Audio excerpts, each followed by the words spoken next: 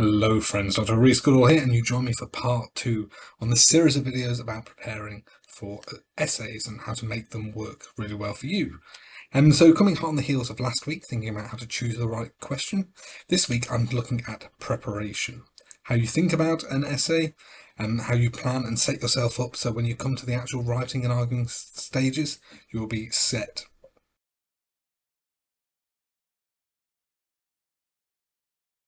My own view on this is that a lot of the actual sort of thinking work and prep work really for an essay, it comes before you start writing. That is the important time. But before you're even thinking of that, you need to think about sort of the practical dimensions of this. So what do I mean by that? In terms of the task itself, what time frame do you have? When are the deadlines? What word count do you have? Are you being asked to do anything in particular? Are you being asked to look at specific sources or a certain number of sources? Are you being asked to make a particular case? Knowing all of this, looking at the assignment briefs, the essay rubric in advance, that really is useful and helpful. Then coming on top of that, it's looking at yourself. So if the questions like, do you have somewhere that you can work? Do you work better in the library or in your bedroom or wherever? And do you work better where there's noise, where it's quiet? And knowing that.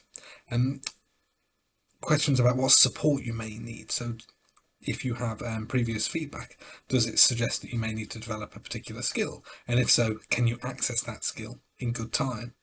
And then making sure that you're taking care of yourself. You know, if you're planning to write for, I don't know, a 6-hour block, say, are you making sure to schedule in regular breaks, making sure to have drinks and snacks and stuff, making sure that you essentially don't make your own health suffer as a result of planning the work. All of these sort of practical dimensions, which are very important, both in terms of giving the task exactly what it wants, but also looking after yourself.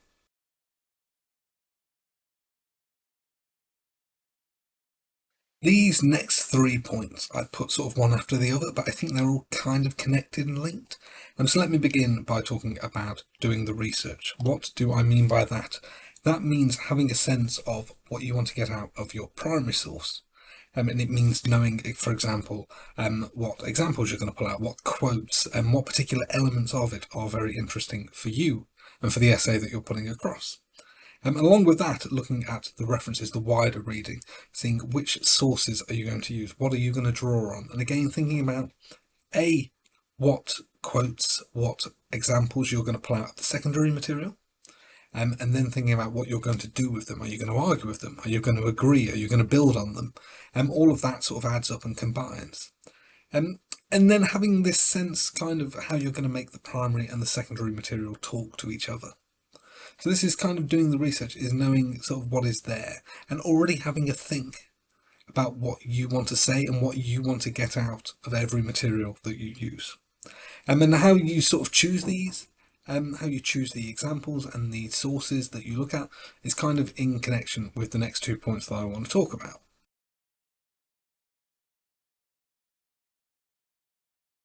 So connected to doing the research is figuring out exactly what your question is going to be, by which I mean what is the title of your essay, what is the main area that you're going to be looking at.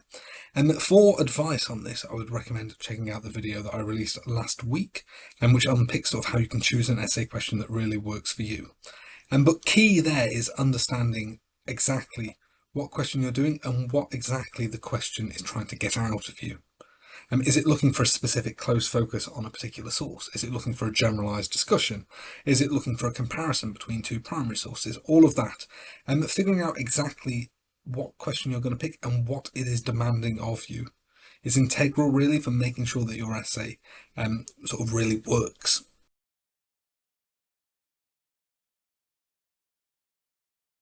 Then lastly, the final point in this sort of connected 3-part structure is figuring out exactly what your argument is going to be.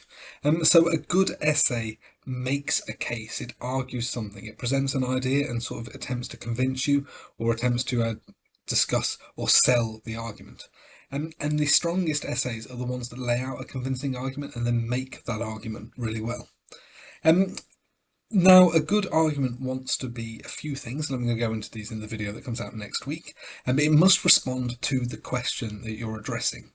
It's, you may have a fantastic essay that sort of talks all about the topic, but if it's not a direct response to the question, then it doesn't quite work. That would be sort of a weaker essay than one that sort of is very, very on the ball and addressing that.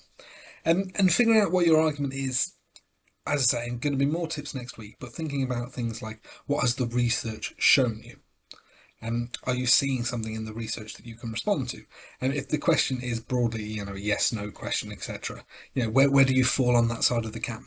If it's a thing asking you to compare things, what do you make of the comparisons?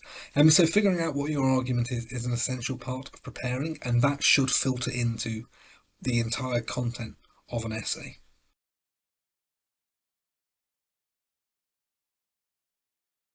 Once you've done all the research, once you've done all the preparation and all the thinking, this is then when I would start thinking about the essay itself, by which I mean sort of the shape of it. What structure are you going to use? How are you going to put this essay together? There are multiple ways to do this, and I'm going to go into these in a later video. But broadly speaking, again, a good essay wants to be one that makes a case and sort of builds the case throughout. And there are ways to do this, and I'm going to go into these down the line, don't you worry. But this is the time to think about if you are a planner. Are you going to put a plan together?